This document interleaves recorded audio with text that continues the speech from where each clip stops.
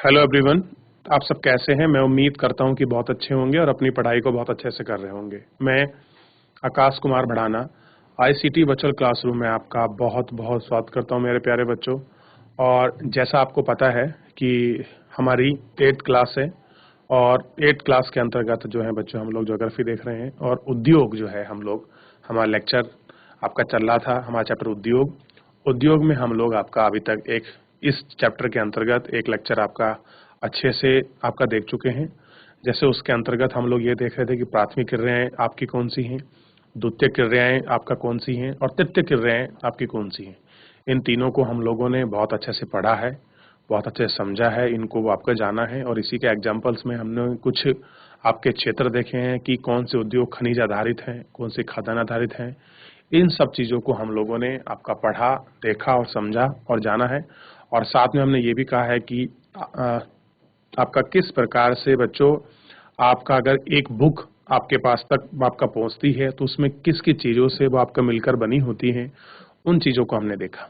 ठीक है, तो यानी कि एक उद्योग का हमारे लिए क्या महत्व है, इस चैप्टर के अंतर्गत हम लोग उसको पढ़ेंगे, उसको जानेंगे, उसको देखेंगे। चैप्टर के दौरान अगर कोई भी चीज़ आपको समझ नहीं आती है, किसी प्रकार का आपको डाउट है, कोई समस्या आपको आती है, कोई चीज़ आपको समझ नहीं आ रहा है, आपको कन्फ्यूजन होता है, तो बच्चों आप लाइव जुड़कर चैट के माध्यम से आप अपना प्रश्न, आप अपना डाउट, आप अपनी क्वेरी हम तक भेज सकते हैं, कोई भी स्कूल का कोई भी बच्चा। चलिए ज़्यादा समय न लेते हुए सीधे हम चलते हैं डिजिटल बोर्ड की तरफ। बच्चों आज हम लोग यहाँ से शुरू करेंगे उद्योग की अवस्थिति को आपके प्रभावित करने वाले फैक्टर कि कौन कौन से ऐसे कारक हैं जो उद्योग की अवस्थिति है, उसको कौन कौन से कारक ऐसे हैं जो आपका प्रभावित करते हैं। उन सारे फैक्टरों को हम लोग अपने लेक्चर के माध्यम से इनको पढ़ेंगे, इनको समझेंगे और देखेंगे।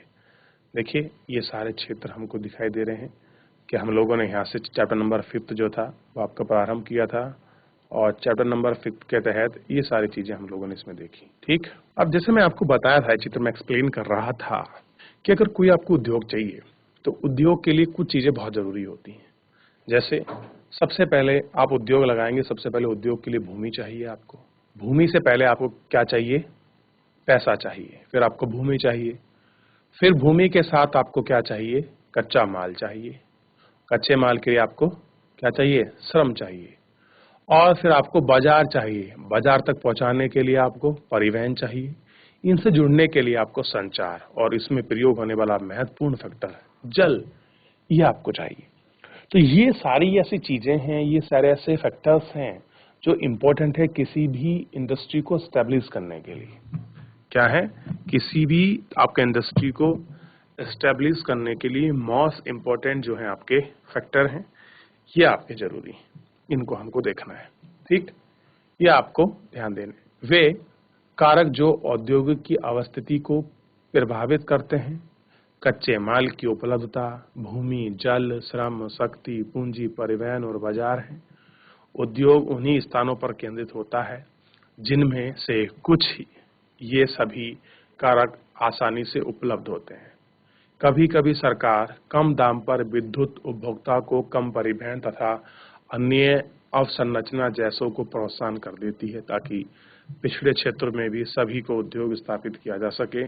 उद्योगों से नगर और शहरों का आपका विकास एवं समृद्धि आती है। देखिए होता क्या है कि कई बार क्या करता है, जो हमारी सरकार होती है वो ये कोशिश करती है कि औद्योगिक क्षेत्र बढ़ें, उनको बढ़ावा मिले, तो उन सबको बढ़ावा देने के लिए कुछ विशेष रियायतें दे देती हैं। जैसे टैक्स कम कर लेगी, एक्साइज ड्यूटी कम कर लेगी, जो आपका ट्रांसपोर्ट में जो आपका टैक्स लगाती है उसको कम कर लेगी, और जैसे ऋण की सुविधा चाहिए तो उसमें ब्याज आपका कम कर देगी, कि उसको जो है आर्थिक सहायता जो है उपलब्ध करा देगी। तो इससे क्या होता है कि इन छोटी छोटी जो आपकी सब्सिडी मिलती हैं, जो सहायता मिलती है, इनसे उद्योगों को बड़ा आपका सहारा मिलता है।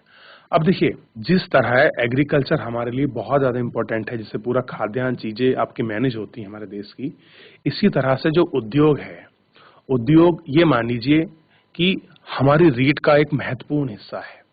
अगर हम लोग अपनी चीजों को नहीं बनाएंगे, अगर हम सब कुछ हम निर्यात पर, आयात पर ही आपका फोकस रहेंगे, आयातित अगर हम चीजें करेंगे तो हमें दूसरे देश के ऊपर आपका डिपेंड होना पड़ेगा। अगर हम अपने यहाँ चीजों को बनाते हैं तो हमारा जो आपका रॉ मटेरियल है हम उसको यूज कर सकते हैं, अपनी मैन पावर को यूज कर सकते हैं, लोगों को हम रोजगार दे सकते हैं, लोगों को उस काम के लिए स्किलफुल आपका ट्रेनिंग आपका दे सकते हैं। ठीक है। और इसके साथ हमारा देश में जब हमारी अपनी स्वदेशी चीजों को हम लोग यूज करेंगे तो हमारा जो विकास है और गति है और जो वृद्धि है वो सारे चीजें बढ़ेंगी। देखिए, जब किसी क्षेत्र में कोई एक औद्योगिक आपकी यूनिट लगाई जाती है, औद्योगिक यूनिट का मतलब है कोई भी फैक्ट्री, आपकी इंडस्ट्री जो भी आपका स्टैब्लिश की जाती है, एक आपका इंडस्ट्री, आपका उद्योग, आपका सेटअप होने से बहुत सारे तंत्र आपके विकसित हो जाते हैं। जैसे जहां पर अगर कोई आपका फैक्ट्री लगी है तो वहां खाने पीने की, चाय दुकान, इस प्रकार की जो आपके रेडिया होती हैं, जो आपके रेस्टोरेंट होते हैं, ये चीजें खुलती हैं, जनरल स्टोर खुलते हैं, हॉस्पिटल्स खुलते हैं, मेडिकल खुलते हैं, स्कूल खुलते हैं, फिर वहां कॉलोनियां डेवलप होती हैं। ना जाने एक चीज से कितने लोगों को प्रत्यक्ष और अप्रत्यक्ष रूप से रोजगार मिलता है।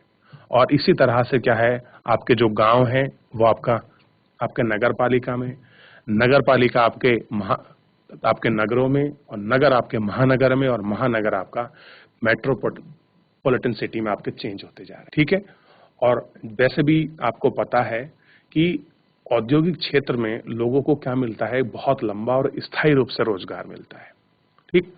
और लोग अधिकतर आप देखेंगे कि चाहे हरिद्वार वाला एरिया हो, आपका रुद्रपुर हल्द्वानी वाला क्षेत्र हो, देहरादून में या जो आपका विकास नगर और आपका सेलाकुई वाला जो आपका रीजन है, यहाँ सारी फैक्ट्रियां हैं।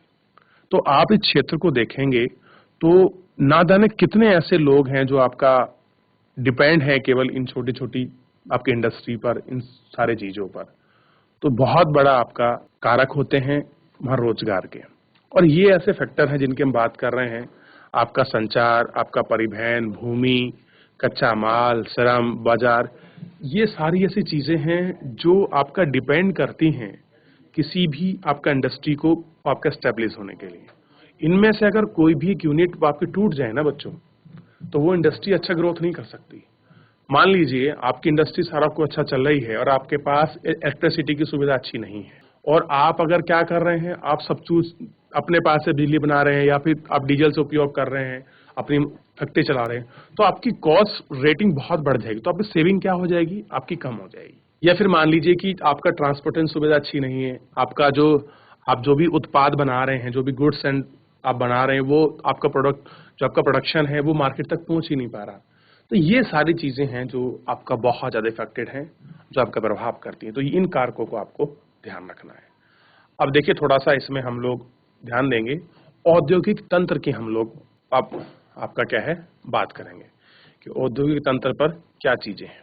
देखिए, औद्योगिक तंत्र में निवेश, प्रक्रम और निर्गत शामिल है। निवेश सबसे पहले समझिए, आजकल हमारी सरकार बहुत कोशिश करती है कि बाहर की आपकी कंपनियां आए, हमारे देश में निवेश करें, इन्वेस्टमेंट करें। मान लीजिए मैं हूं और मैं एक आपका उद्योगपति हूं और मेरे को किसी देश में आपका प्रॉफिट के लिए इंडस्ट्री सर्विस करनी है, तो मेरे पास ऑप्शन है, मैं विश्व में कहीं भी जा सकता हूं। तो ये हमारी सरकार की हमारी कोशिश रहेगी कि वो फैक्ट्री, वो इंडस्ट्री कहाँ आए, हमारे देश में आए, और जिस देश में आएगी तो वो पैसा हमारे देश में लाएगी। तो हाँ, फिर जब आएगी तो वो बेसिक जो भी इंफ्रास्ट्रक्चर है, उन सारी चीजों का आपका डेवलपमेंट होगा, वो चीजें वहां आएंगी। फिर उसके सारे से पूरा माहौल, पूरा हब आपका तैयार होगा। ठीक। प्रक्रम का मतलब समझिए, अगर आपको कोई चीज आपको बनानी है तो उसके लिए कौन कौन सी चीजें, कौन कौन सी आगत आपके लिए बहुत जरूरी है, वो हमको देखना है। और निर्गत का मतलब है आउटपुट, आपको क्या मिला, आप फाइनली किस चीज का प्रोडक्शन कर रहे हैं, आप क्या बना रहे हैं, आप बाइक बना रहे हैं, आप स्टील बना रहे हैं, आप कोई चेयर बना रहे हैं, आप किसी प्रकार का कोई मशीनरी का काल पुर्जे बना रहे हैं, तो ये सब हम पे डिपेंड होते हैं, इसमें शामिल हो। निवेश में कच्चे माल, श्रम और भूमि की लागत, जल की उपलब्धता, परिवहन, विद्युत और अन्य अवसंरचना शामिल है।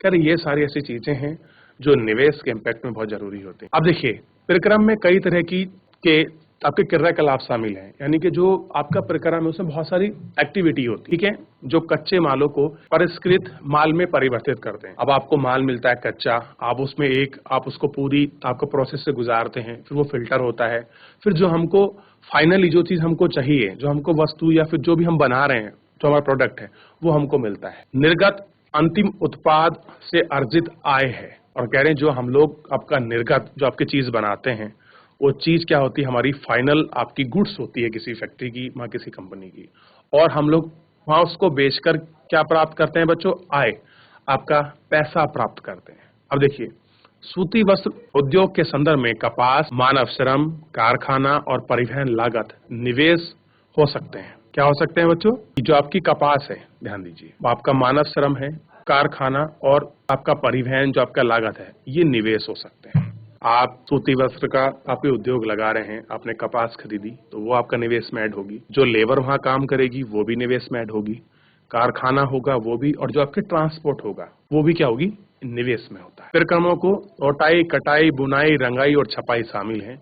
कमीज, आप अब देखिए बात करें किस कमीज जिसे आप पहनते हैं, वह क्या है, एक उत्पादन है, एक आपका प्रोडक्शन है जिसे आप यूज करते हैं। क्या है बच्चों, एक प्रोडक्शन है। अब देखिए, हमने जो अपनी ड्रेस जो आपका पहनी हुई है, अगर आप इस सारे प्रोसेस को समझे कि ऐसा नहीं सिंपली हमको ड्रेस मिल जाती है, एक बहुत लंबी प्रोसेस के आप गुजरना पड़ता है।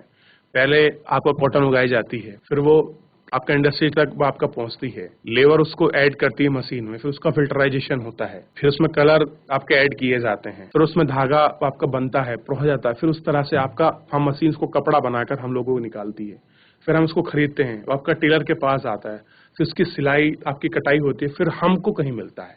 तो ये पूरा एक क्या है, आपका प्रोसेस है। ये तो था औद्योगिक व आपका तंत्र बच्चों। अब इसी में हम बात करेंगे औद्योगिक प्रदेश। औद्योगिक प्रदेश क्या होते हैं हमको समझना होगा, और औद्योगिक प्रदेश जो हैं वो अपने देश की और अपने राज्य की आय बढ़ाने में बहुत बड़ा फैक्टर है।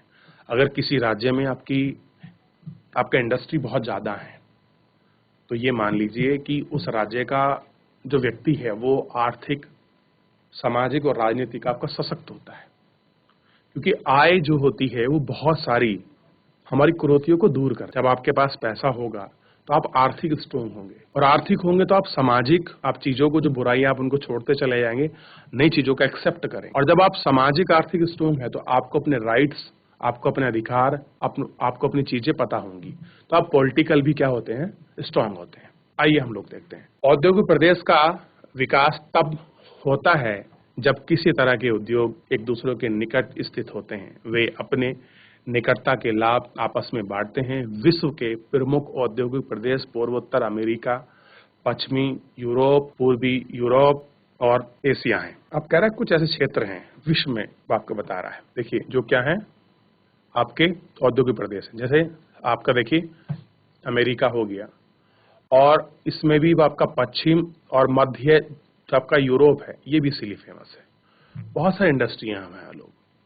फिर उसके बाद है आपका पूर्वी यूरोप, और फिर आपका पूर्वी एशिया है, उसमें ये सारी चीजें हैं। मुख्य औद्योगिक प्रदेश अधिकांश शीतोष्ण कटिबंधीय क्षेत्र, यानी कि आप जो अधिक आप बात कर रहे हैं कि कौन से ऐसे रीजन हैं जहां पर अधिक आपकी इंडस्ट्री मिलती है। अगर मेनली रीजन बात करें तो एक स्पेशल क्षेत्र है शीतोष्ण कटिबंधीय क्षेत्र।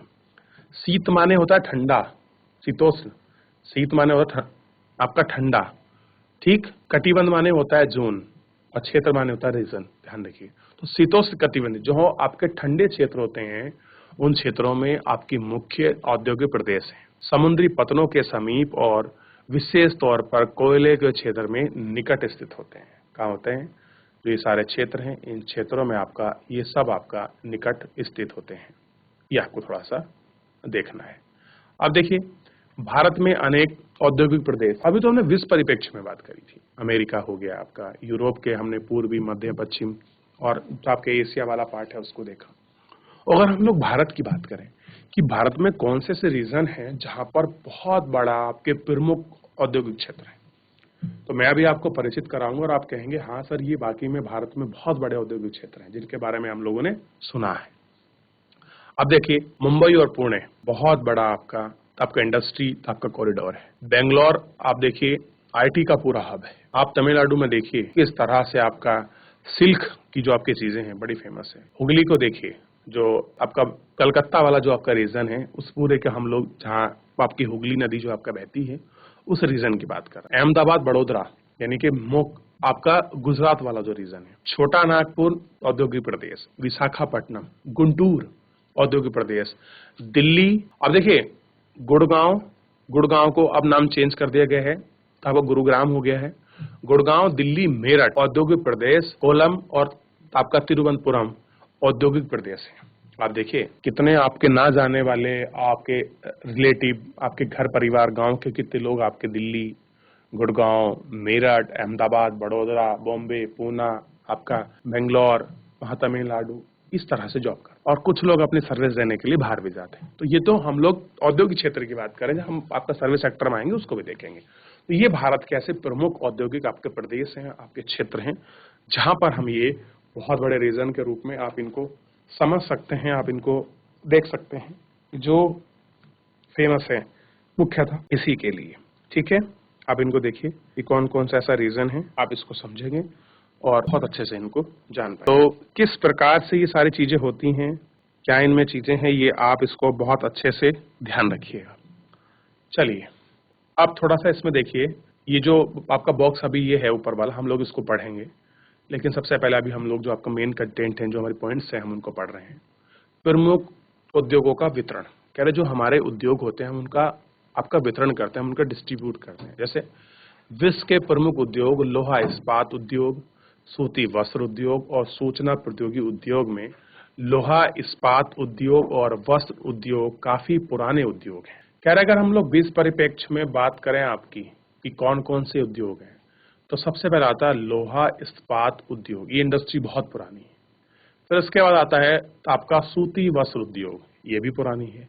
और आज की तारीख में जो आपका मॉडर्न टाइम है वो सूचना टेक्नोलॉजी इंडस्ट्री। अब देखिए इसका एग्जांपल मैं आपको वर्चुअल पढ़ा रहा हूँ, आप मुझसे पढ़ पा रहे हैं, तो ये सूचना प्रौद्योगिकी उद्योग ही है जिसके माध्यम से आप मुझसे पढ़ पा रहे हैं। तो ये भी एक क्या है, आपकी पूरी इंडस्ट्री है बच्चों। ठीक है, अब देखिए लोहा इस्पात उद्योग, वस्त्र उद्योग काफी पुराने उद्योग हैं, जबकि सूचना प्रौद्योगिकी उद्योग एक नया उभरता उद्योग है। क्या बता रहे हैं कि सूचना और जो आपका प्रौद्योगिकी क्या है, एक आपका नया आपका उभरता हुआ कैसा है आपका उद्योग है। वे विदेश जिनमें लोहा इस्पात उद्योग अवस्थित है, जर्मनी, संयुक्त राज्य अमेरिका, चीन, जापान व रूस हैं। अब देखिए कौन कौन से दोस्त जो आपकी कंट्रियां हैं लोहा इस्पात में। जर्मन है, बहुत पुरानी जर्मनी, यूएस का देखिए आप लोग, ठीक, चाइना को देखिए और जापान को देखिए, और रूस, ये ऐसे फेमस है। वस्त्र उद्योग में आपका भारत है, हांगकांग है, दक्षिणी आपकी कोरिया है, जापान है, ताइवान है, ये सारे केंद्रित हैं। सूचना प्रौद्योगिकी उद्योग के मुख्य केंद्र मध्यवर्ती कैलिफोर्निया के सिलिकॉन घाटी में है और भारत के बेंगलुरु प्रदेश में है। कैसे हैं आपके सिलिकॉन घाटी में और बेंगलोर का जो प्रदेश है उसमें है, ये हमको ध्यान देना है। ठीक, लोहा इस्पात उद्योग, अन्य उद्योगों की तरह लोहा इस्पात उद्योग भी बहुत से निवेश, प्रक्रम और निर्गत शामिल हैं। यह एक विशेष आपका पोषक उद्योग है जिसके उत्पाद अन्य उद्योग के लिए कच्चे माल के रूप में प्रयुक्त होते हैं। उद्योग के लिए निवेश में श्रम, पूंजी, स्थान और अन्य अवसंरचना के साथ साथ लोहा, अयस्क पूंजी और चूना पत्थर कच्चे माल के रूप में सम्मिलित है।